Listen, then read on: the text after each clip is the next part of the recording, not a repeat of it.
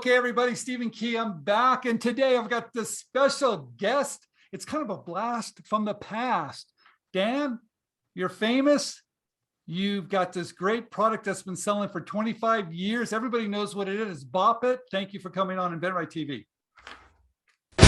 Hey, want to play a game that's really challenging? Like what? Like Bop It. It commands, cool. You obey. Bop it. Twist it.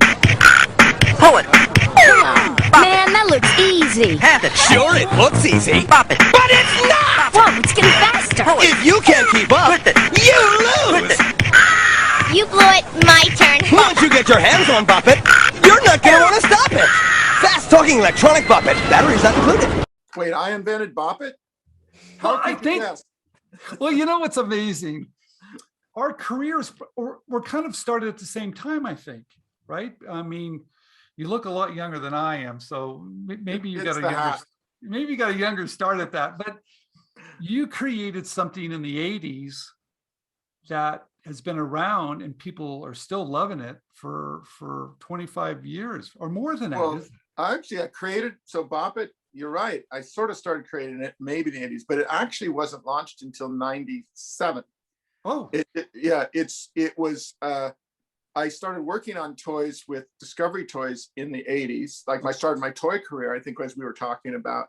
And then, when I've showed some of the seeds of Bop It were definitely earlier. And as electronics started to enter the toy industry, that it sort of came out of that. But yeah, it is very hard to believe it's been 25 years. And now wait a minute. Everybody's watching this. We have all these inventors. You and I read the story, Mojo Nation. It's a great article. We'll put a link down below because it's just wonderful. But you were pitching that idea for quite a while, and it kind of changed a few times, didn't it? I mean, but don't tell inventors you were pitching it for 10 years and someone finally picked it up. But is that what you're saying? That is more typical than not. When a toy company comes, and you may have experienced, and they say, who else has seen this? Are we the first to see this? And I say, well, do you want to know? Because the statistics say that the first person to see an idea is usually not the one that's successful with it, in my estimation. It's usually the 10th, 11th, 12th, for a number of reasons that I think are part of my philosophy on what you're doing when you're pitching. So they always want to be first. And I say, that's not your best odds to be first. So, it had been seen by at least 7 or 8. And I think, as I've said, during many of those pitches, it's what I call relentless listening. It's listening to knowing that your job is to hear, watch, and see, what is someone doing when they're reacting to your idea, assuming you're not going to sell it the first time, but that you're pitching it to people that are extremely knowledgeable.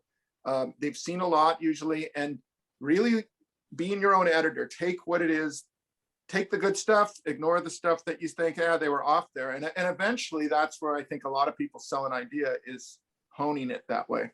All right. So it's the feedback, that's so important. We had interviewed one of the big toy companies, and they said it's all about relationships. It's all about going back and forth. It's us talking to you, giving you feedback. That sounds pretty accurate, isn't it? Because they don't take the first, the product doesn't look the same, does it? When you first pitch it, when it goes to manufacturing, to the store shelf, do they look the same? Did yours look the same, or yes or no? It did not look the same. I could pull the prototype up off the wall. I do have the early prototype of Bop It, but it was not at all the same. It was the same gameplay, but it didn't look the same. I think, that the answer to that question is, it really depends. I think it's across the board. Probably more rare that product looks the way it came in. Usually it's got the strong DNA that product had, or whatever that wow feature was that last. But, honestly, very few of the products, even the ones that we've designed within my group ourselves, don't look the same as when we license them. Well, I saw one of the first video pitches of Bop It, and I'll tell you, was it real or what? Was it a real prototype? I mean, what was it? Did you fake it or what? Tell me. It was, well, it depends what you call by faking it, what you mean by faking it. the goal of that is to create a real pitch video. And a real pitch video is something to show your concept and see if people, you're really trying to mock up something, in my mind, first to say, why spend time prototyping something if they're not going to like it anyway. So the first thing I try to do, and what I did with Bop It, was it was one of many different ideas, but I had the concept of Bop It, twist it, pull it, this idea of doing physical actions to commands, which had never been done before. That's really the main thing that's different about it. And to do that, all I really needed was a foam core mock-up that I used an audio track on camera. Okay.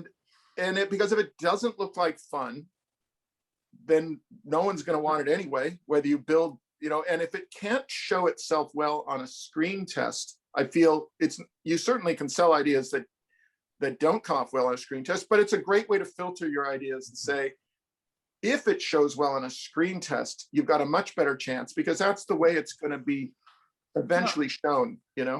It's a good way to test. Yeah, no, I really like that, because if you want to stay in this game long enough, and you've been in this game a long time, and you've been very successful at it, and you're still in it, and you've licensed a lot of things. So I like what you said, test kind of the benefit, test the fun first before you build the prototype. Because if you built a prototype for every one of your ideas, would that be a great strategy, Dan? For me, it wouldn't be, because I'm probably slower than most at building prototypes. Okay.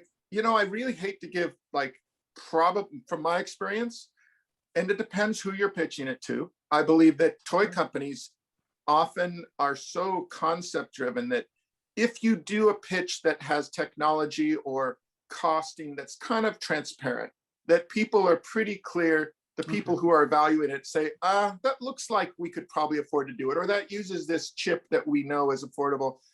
Those are the kind of things you're saying, well, I don't need to prove that. What you need to prove are things like, this is a flying toy that hovers above my hand when some new technology that if there's nothing proving it out there, they're like, sure, I've invented anti-gravity, trust me. You have to, I think, say, if it's an engineering type of invention, clearly that is a proof of magic, versus a lot of the things I do are more about the sculpture quality, the industrial design, the gameplay, the idea and how well it comes across on a commercial. Does it make you want to play it? Is there something new about it that you look at and say, I want to try that? Those are none of those things have to do with, necessarily with engineering. But I would say for someone who's just an amazing engineer who comes up with a technological breakthrough, probably their path would be maybe do fewer things, but build them. It depends who you are. Okay. It depends what skills you have, and depends what type of product you have and everything else. That sounds fair.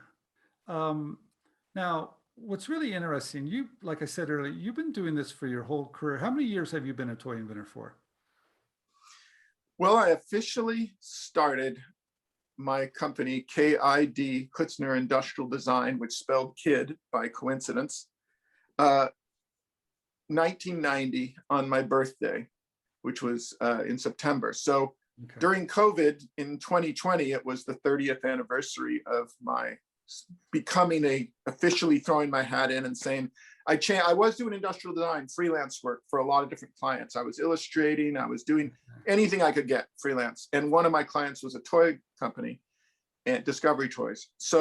But I officially made up my mind that I was going to name my company KID, because it was clever use of Klitzner Industrial Design. I'd still do industrial design, but I was going to go pitch ideas to toy companies. So that was over 30 years ago. All right. The big question people always ask me, how do I do this for a living? How do I have 30 years behind me? How do I stay in the game long enough to be successful? What type of advice can you give somebody? Because it's not easy. It's hit and miss. How do you pay the bills? Do you do a lot of freelance work?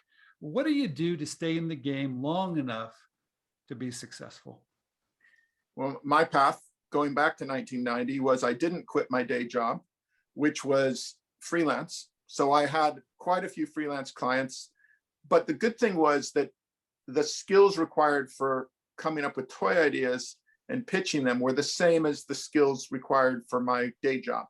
prototyping things. I was working for companies designing remote controls. So as an industrial designer, I had the skills and the supplies and the things. And I really just my path was, well, in between paying gigs, I'll work on this idea.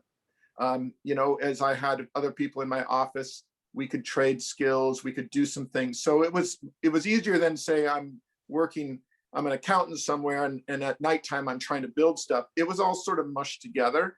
And so I could efficiently use my skills and facilities in between paying projects until it was quite a few years until I weaned off of those paying clients. And even then it may not have been the right business model. I think it was just more fun to do toys, but if I had kept some of those clients, I think it would have been a much healthier business model. That'd be my advice. Literally, don't quit your day job if you don't have to. Okay. What I want to do, everybody, we're going to do another video here. I'm going to cut this one now, but because I want to go through some of the things that you have created, and we're going to do that next. So I want to thank everybody for listening. Dan, thank you for coming on. Thank you. He's been in this business forever. Huge hit with Bop It. People are still loving it. He's got a TikTok channel. We're going to talk about that in the next video. So subscribe down below. Keep on listening. This is Stephen Key. I'll be back in just a minute.